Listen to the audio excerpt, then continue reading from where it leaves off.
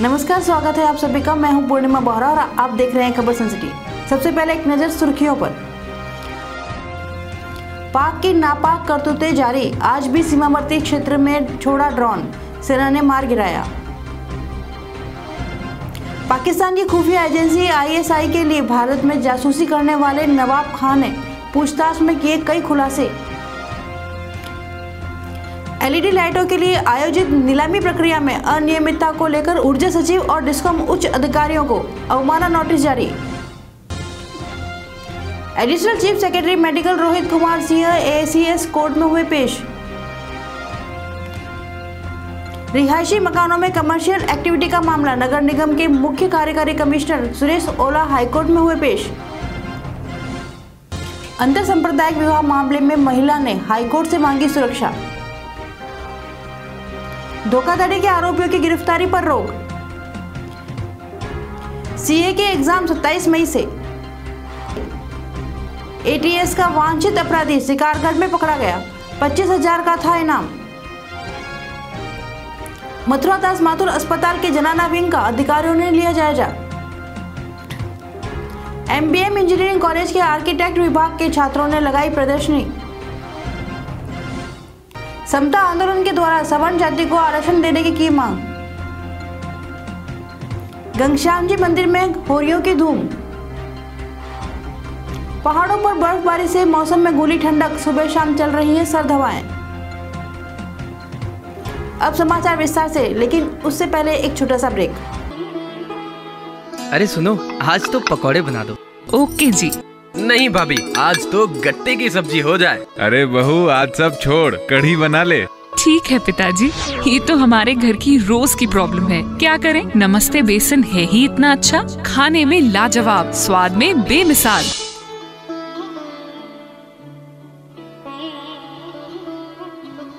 पुलवामा हमले के बाद भारत की तरफ से आतंकियों के खिलाफ की गई कार्रवाई और उससे उपजे तनाव के बाद पाक के नापाक करतूत जारी है। वह राजस्थान में पाकिस्तान की सीमा पर सटे एरिया में सामरिक जानकारी जुटाने की कोशिश में लगा है।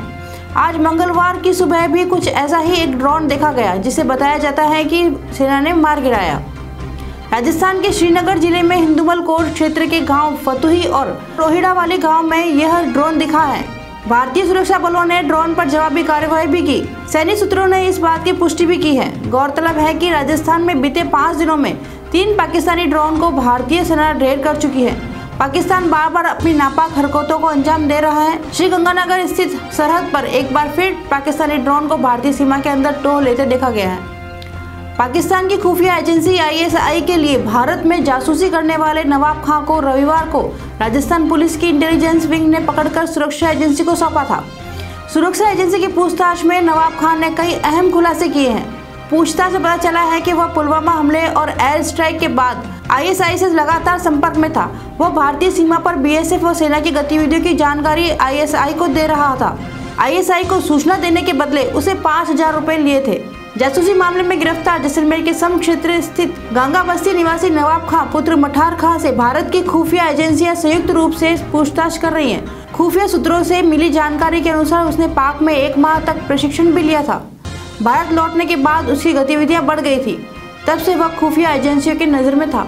जोधपुर विद्युत वितरण निगम लिमिटेड की ओर से लगाई जाने वाली LED लाइटों के लिए आयोजित नीलामी प्रक्रिया में अनियमितता को लेकर राजस्थान हाई कोर्ट ने प्रदेश के ऊर्जा सचिव और जोधपुर डिस्कॉम के उच्च अधिकारियों को अवमानना नोटिस जारी किए हैं। के एनर्जी फर्म की ओर से प्रस्तुत रिट याचिका पर सुनवाई करते हुए हाईकोर्ट ने याचिकाकर्ता को भी नीलामी प्रक्रिया में शामिल करने का अंतरिम आदेश दिया था, लेकिन डिस्कॉम अधिकारियों ने उच्च न्यायालय का आदेश दरकिनार करते हुए याचिकाकर्ता को वंचित करते हुए नीलामी प्रक्रिया को आगे बढ़ा दिया, जिस पर याचिकाकर्ता के अधिवक्ता परवेज मोयल ने उच्च न्यायालय में डिस्कॉम अधिकारियों और ऊर्जा सचिव के खिलाफ अवमानना याचिका दायर की। वहीं रिट याचिका के अंतर्गत वित्तीय स्थगन प्रार्थना पत्र पेश किया। इस पर सुनवाई करते हुए हाईकोर्ट ने उच्च अधिकारियों को नोटिस जारी करते हुए जवाब पेश करने और याचिकाकर्ता को नीलामी प्रक्रिया में शामिल करने का आदेश दिया। राजस्थान हाईकोर्ट में प्रदेश के कई जिलों के अस्पतालों में लेबर रूम की बहाली को लेकर जनहित याचिका पर सुनवाई हुई।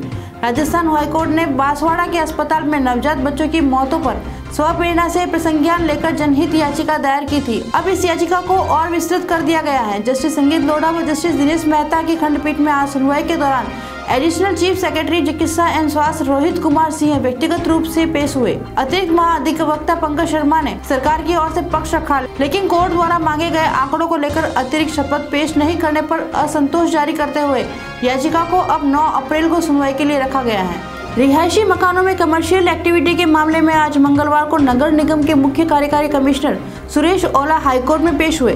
जस्टिस संजीव प्रकाश शर्मा ने मामले की सुनवाई के दौरान कमिश्नर को हिदायत दी और कहा जोधपुर शहर में कहीं भी रिहायशी मकानों में नहीं होने चाहिए कमर्शियल एक्टिविटी। कमिश्नर ने हाउसिंग बोर्ड प्रथम पुलिया से पहले स्थित अपराधी अंजू मखीजानी द्वारा किए जा रहे निर्माण को सीज करने की भी जानकारी दी। याचिकाकर्ता सुनील मेहता की ओर से अधिवक्ता NR बुढ़ानिया ने इस मामले में पैरवी की।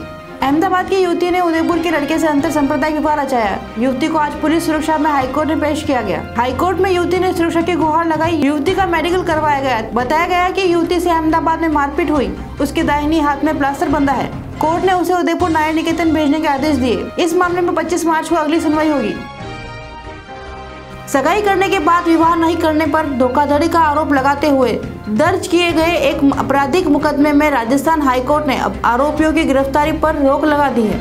चूरू जिले के राजगढ़ पुलिस थाने में शिवनाथ सिंह ने जयपुर निवासी इंद्र सिंह व उनके सभी परिजनों के खिलाफ आपराधिक मुकदमा दर्ज करवाते हुए कहा कि मुलजिमान ने अपने पुत्र की सगाई उनकी पुत्री के साथ की, लेकिन वह सगाई निरस्त किए बिना ही बाद में उसकी सगाई अन्य कहीं और कर दी। मुलजिमान ने उसके साथ धोखाधड़ी की है। इस FIR को राजस्थान हाईकोर्ट में चुनौती देते हुए आरोपियों की ओर से अधिवक्ता रजाक के हैदर ने कहा कि सगाई निरस्त करने की कोई विधिक प्रक्रिया नहीं है जिसकी पालना करने के लिए वह बाध्य है। सगाई एक रिवाज है जिसके आधार पर बाद में किन्हीं परिस्थितियों में विवाह नहीं होने की स्थिति में आपराधिक मुकदमा दर्ज करवाना कानूनी प्रक्रिया का दुरुपयोग है। प्रारंभिक सुनवाई के बाद उच्च न्यायालय ने याचिकाकर्ताओं की गिरफ्तारी पर रोक लगाते हुए परिवाद को नोटिस जारी कर जवाब पेश करने के आदेश दिए। आगे समाचार और भी, लेकिन उससे पहले एक छोटा सा ब्रेक। बहू, हमारे जमाने में तो हम खुद चुन चुन कर गेहूं लाते थे और साफ करके पिसवाते थे। आज के जमाने में ऐसी शुद्धता कहाँ। आजकल की बहुओं को देखो, पैकेट खोलो और आटा तैयार। मम्मी जी, वही पुराने जमाने की शुद्धता अब नए जमाने में श्री मुकुट शुद्ध चक्की आटे में मिलती है, जिसमें गेहूं को 5 चरणों में साफ करके बनाया जाता है और जो अंतर्राष्ट्रीय मानकों पर है एकदम खरा। श्री मुकुट आटा, मैदा, सूजी, दलिया व नमक, जो है हर गृहिणी की पहली पसंद।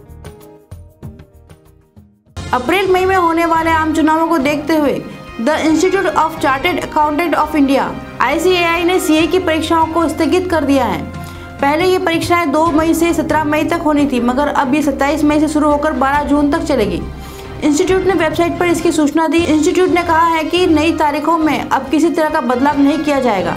एग्जाम फॉर्म की अंतिम तिथि भी इंस्टीट्यूट ने बढ़ाकर 16 मार्च कर दी है। वहीं लेट फीस के साथ 23 मार्च तक फॉर्म भरे जा सकेंगे। 7 साल से मादक पदार्थों की तस्करी में लिप्त रहे एक अपराधी को रातानाडा पुलिस ने आज सुबह शिकारगढ़ एरिया से दस्तयाब किया। वह अपने रिश्तेदार से मिलने आया था। अपराधी ATS का वांछित था और उस पर 25,000 का इनाम भी 3 साल पहले घोषित हो रखा था। फिलहाल रातानाडा पुलिस उससे पूछताछ में जुटी है। उसे ATS को सुपुर्द किया जाएगा। जैसलमेर जिले के सम थानांतर्गत सगरों की बस्ती में रहने वाला हसन खां पुत्र हाजी शालू खां पिछले 7 साल से फरारी काट रहा था। वो मादक पदार्थों की तस्करी में भी लिप्त रहा है। वह पाकिस्तान से माल लाकर भी बेचा था और वह ATS का वांछित अपराधी है। उस पर पहले 9 जून 2016 को 5,000 का इनाम घोषित किया गया, मगर बाद में संशोधन कर इसे 25,000 रुपये किया गया। वह वर्ष 2012 से फरार था और इसकी लगातार तलाश जारी रही थी। MBM इंजीनियरिंग कॉलेज के आर्किटेक्चर डिपार्टमेंट में आज मंगलवार को प्रदर्शनी का आयोजन किया गया। प्रदर्शनी में आर्किटेक्चर के सभी विद्यार्थियों ने अपने प्रोजेक्ट का प्रदर्शन किया। प्रदर्शनी में अनेक प्रकार के मॉडल व कलात्मक संरचनाओं के विषय में बताया गया। इस प्रदर्शनी का विद्यार्थियों के साथ कई शिक्षकों व शिक्षिकाओं ने अवलोकन किया जा रहा है। आर्किटेक्चर का कोर्स किस तरह का है और उसके आर्किटेक्चर कोर्स में क्या क्या पढ़ाई कराई जाती है, उसका एक आइडिया लग सके। मथुरा दास माथुर अस्पताल के जनाना विंग का अधिकारियों ने दौरा किया और अनियमितताओं की जानकारी ली। साथ ही अनियमितताओं को दूर करने के अधिकारियों को निर्देश भी दिए।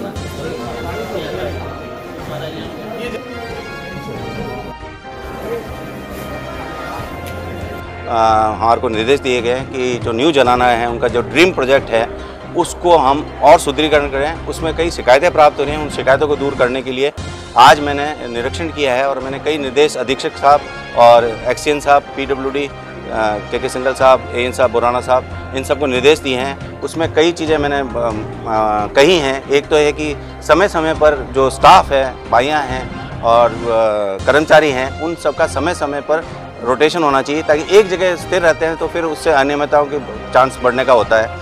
समता आंदोलन के दौरान सवर्ण जाति के आरक्षण की मांग को लेकर आज मंगलवार को प्रेस वार्ता आयोजित की गई। आर्थिक रूप से पिछड़े लोगों के लिए जो आरक्षण है, इसकी जो विज्ञप्ति जारी हुई थी वो केंद्र सरकार की अधिसूचना के क्रम में सवर्णों को जो 10% आरक्षण है वो राज्य सरकार ने एलडीसी की परीक्षा में दिया ही नहीं है। ये हमारे साथ भेदभाव क्यों हमारे सवर्णों के। भीतरी शहर में स्थित गंगशान जी मंदिर में इन दिनों होलियों की धूम है। मंदिर में सुबह गुलाल व शाम को पुष्पों से होली खेली जा रही है।